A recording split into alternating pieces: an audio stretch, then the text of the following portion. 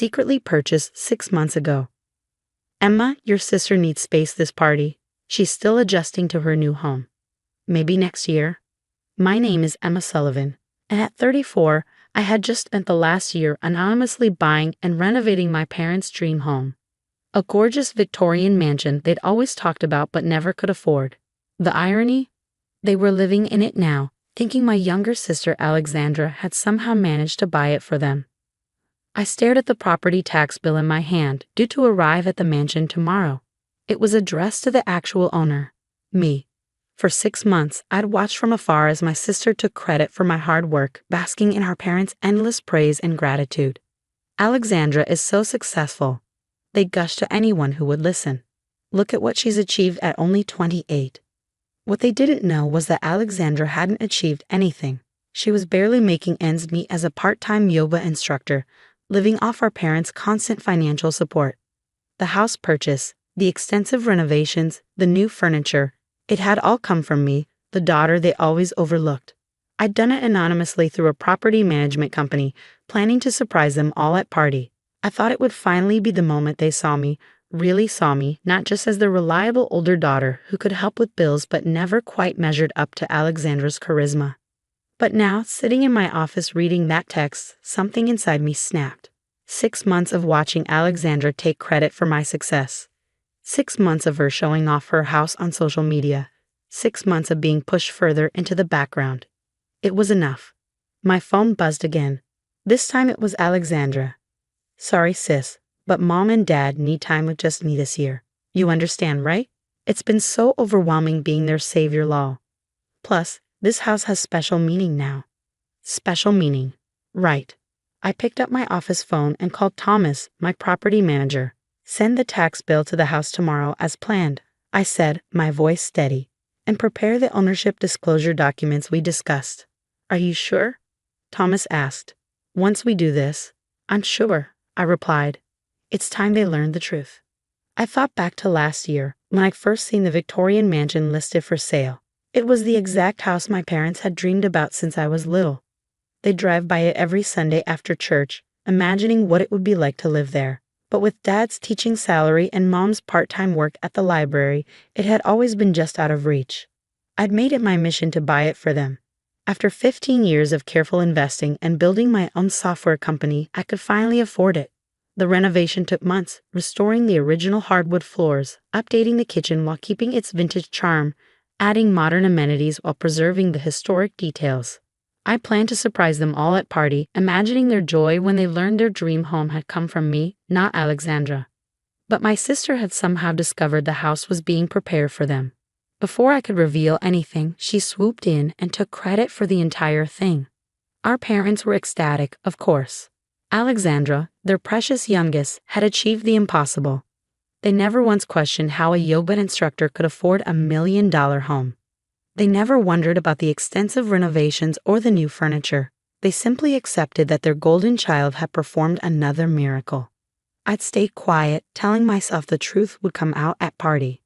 But now they were excluding me from the very home I'd bought for them. My phone buzzed one more time. Dad, this time. Emma, don't be difficult about this. Your sister has done so much for us. The least you can do is give her this time with us. Maybe focus on your work instead. That's what you're good at. That's what you're good at. The words echoed in my head, years of similar dismissals flooding back. When I made valedictorian, that's nice, dear, but did you hear Alexandra made the cheerleading squad? When I started my company, well, at least you have something to focus on while Alexandra travels and finds herself.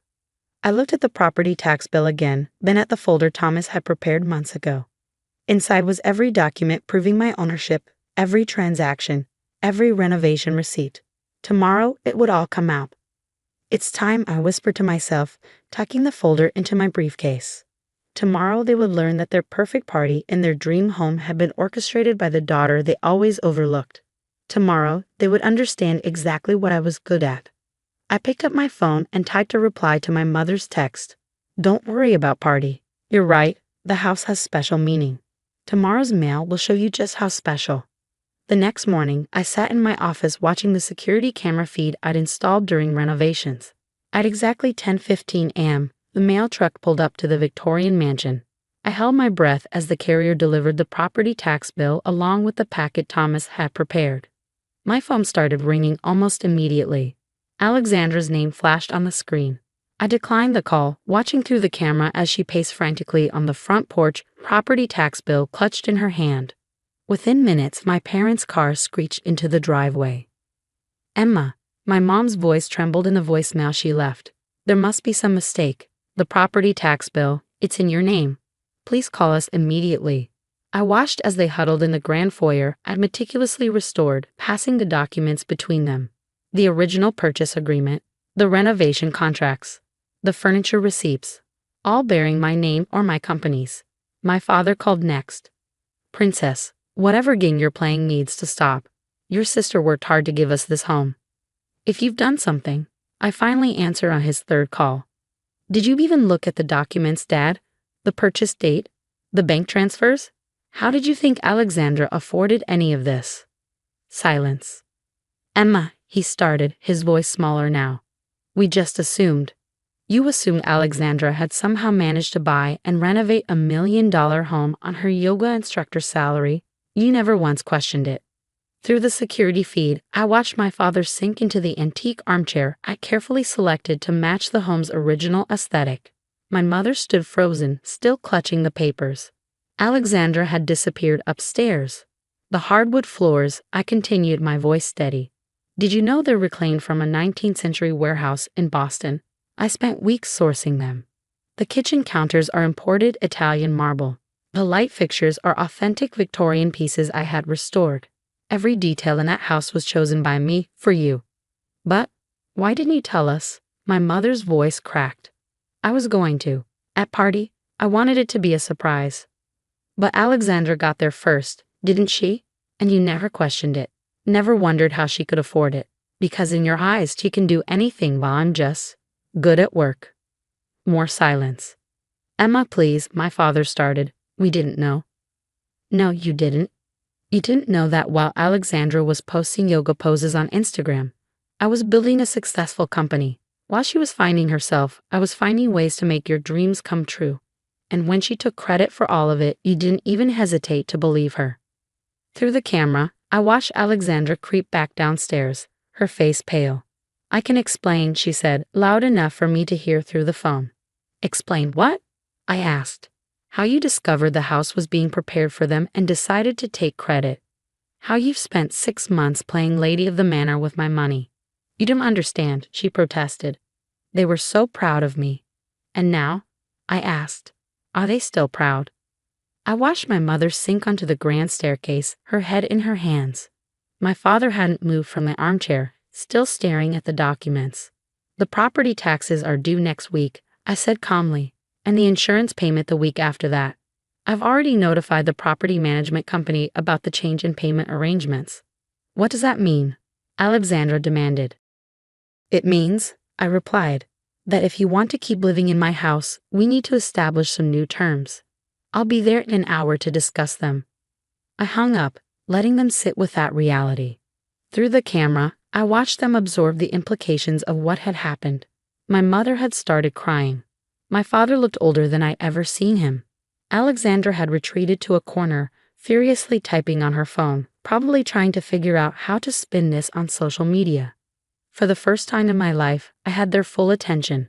The overlooked daughter, the reliable one, the one who was just good at work, had orchestrated everything.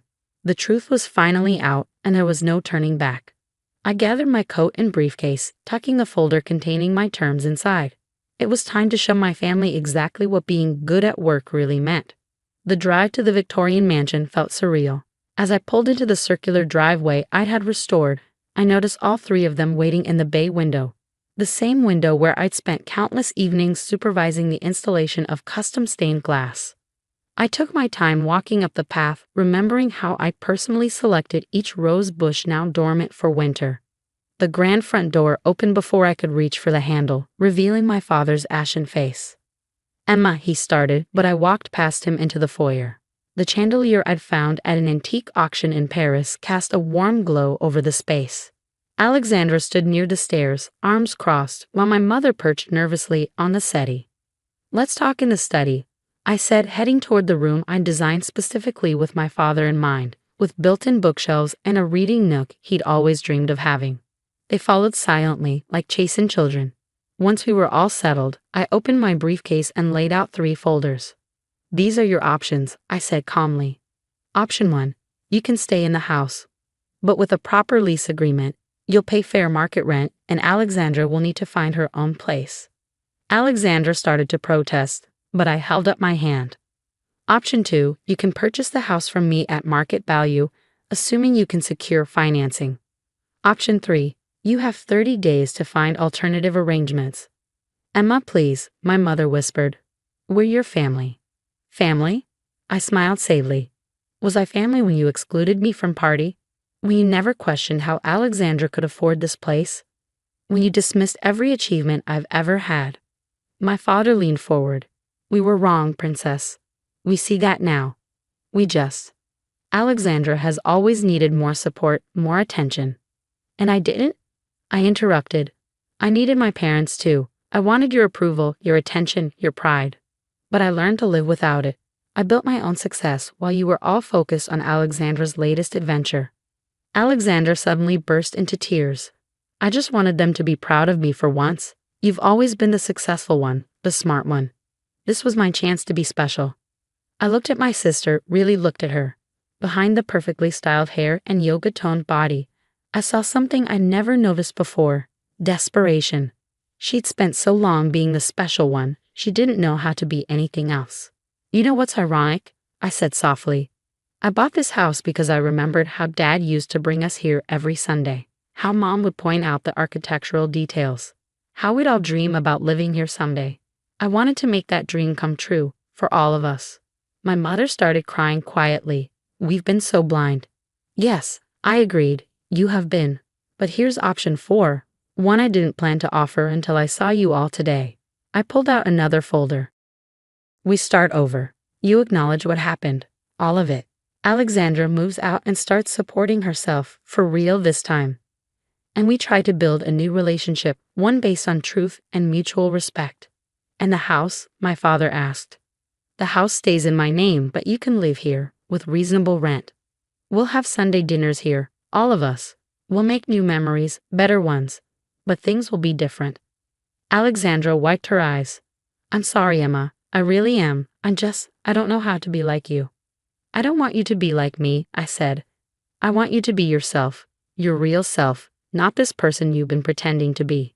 My parents exchanged looks, then my father stood up. To my surprise, he came over and knelt beside my chair, taking my hand in his. We failed you, Emma. We were so busy worrying about Alexandra that we forgot to see the amazing daughter right in front of us. Can you forgive us? I felt tears threatening but held them back. That depends, I said. Are you ready to really change? They all nodded, and for the first time, I saw genuine remorse in their eyes. Then yes, we can try. Starting with party. You'll come, my mother asked hopefully. Better, I smiled. I'll host, in my house, and we'll do it right this time. 2 weeks later, on party eve, I stood in the same foyer watching my family arrange presents under the tree. Alexandra, now living in a modest apartment and seriously pursuing her yoga teacher certification, was helping Mom hang stockings.